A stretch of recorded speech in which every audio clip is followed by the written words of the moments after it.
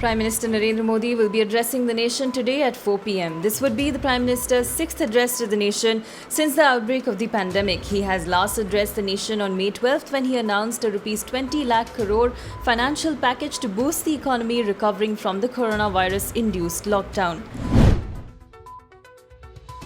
Overnight, China is set to lose millions of Indian app users, a market that is growing and valuable after India banned 59 apps of Chinese origin, including TikTok and ShareIt.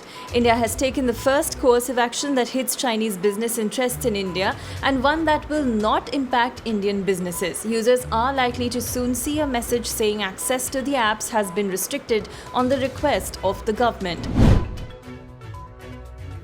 Force commanders of the Indian and Chinese armies are meeting today at the Chushul border point as part of efforts to de-escalate the situation on the line of actual control in Ladakh.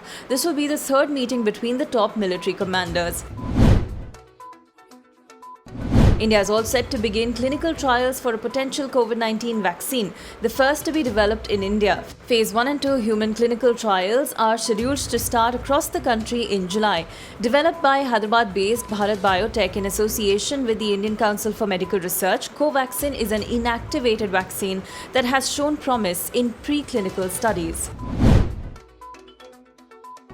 Taking a swipe at the Modi government, Congress leader Rahul Gandhi tweeted this morning that facts don't lie. BJP says make in India, BJP does buy from China. Along with it, he tweeted a graph purportedly depicting Chinese imports under UPA and NDA. The centre on Monday issued guidelines for Unlock Phase 2, beginning from July 1st, with relaxations in night curfew, provisions for more domestic flights and trains, and clearance for more than 5 people in a shop. However, schools, colleges, other educational institutions will remain closed till July 31st, and metro rail, multiplexes, gyms, swimming pools, bars, and auditoriums will stay shut until further orders.